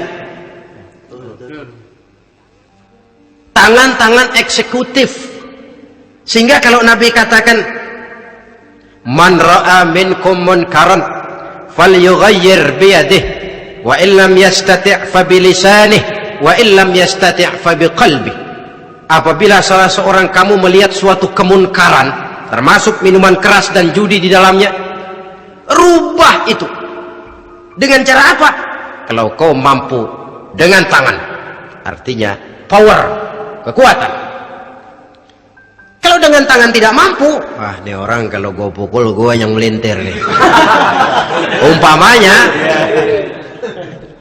fabilisani, dengan lidah ngomong, Mas saya senang sampean tinggal di sini, kampung kami tambah warga, tapi tolonglah jangan bawa pengaruh yang tidak baik. Kalau ternyata bicara pun tidak berani, fabiqalbi, cukup dalam hati, sekurang-kurangnya tidak ikut membenci kemungkaran dalam hati, itulah kadar iman yang paling lemah. Ini secara umum. Tapi kalau hadis ini kita mau adakan semacam, katakan description of job bahasa kerennya, kita adakan pembagian tugas. Siapa yang harus merombak kemungkaran dengan power? Penguasa, pemerintah, sebab dia punya aparat. Siapa yang merombak kemungkaran dengan lidah? Ulama, kiai, mubalik, ngomong. Siapa yang hanya mengubah kemungkaran dalam hati? Kita umumnya rakyat lemah ini, yang mau ngomong nggak berani tapi hati pegel. Nah, kalau sudah ada pembagian tugas semacam itu, insya Allah masing-masing akan berjalan pada relnya, dan pada akhirnya selamatlah kita, bangsa Indonesia, umat Islam pada khususnya, dari bahaya, baik bahaya minuman keras maupun bahaya judi. Menyelamatkan bangsa, dan yang lebih lagi menyelamatkan masa depan kita. Sekianlah saudara pertemuan kita pada saat ini, mudah-mudahan ada manfaatnya. Terima kasih atas segala perhatian, mohon maaf atas segala kekurangan. Usikum wa nafsi bitaqwallah. Wassalamualaikum warahmatullahi wabarakatuh.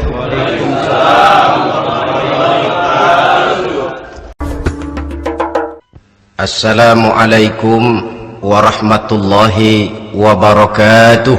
Waalaikumsalam warahmatullahi wabarakatuh. Alhamdulillahi rabbil alamin, wassalatu wassalamu ala ashrafil anbiya'i wal mursalin, sayyidina wa maulana Muhammadin wa ala alihi wa ashabihil mujahidin at-tahirin, amma ba'd. Saudara hadirin kaum muslimin rahimakumullah. Sebagai yang kita maklum bahwa Islam bertujuan memelihara kemuliaan manusia yang diciptakan fi ahsani taqwim, dalam bentuk yang paling sempurna. Arak atau minuman keras jelas merupakan hal yang merusak dari berbagai aspek kehidupan, entah kesehatan tubuh, entah pertumbuhan akal, ketentraman rumah tangga, ketentraman masyarakat, bangsa dan negara. Cobalah